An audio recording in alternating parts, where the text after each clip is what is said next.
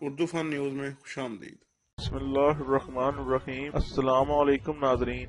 Army chief کے بیٹے کی شادی کس لڑکی سے ہوئی؟ تفصیلات میں جانے سے پہلے چینل کو سبسکرائب ضرور کر لیں۔ Chief of army staff general Qamar Javed Bajwa صاحب کے صاحبزادے سعد صدیق باجوہ کی شادی معروف کاروباری شخصیت صابر حمید کی صاحبزادی ماں صابر سے سر انجام پائی۔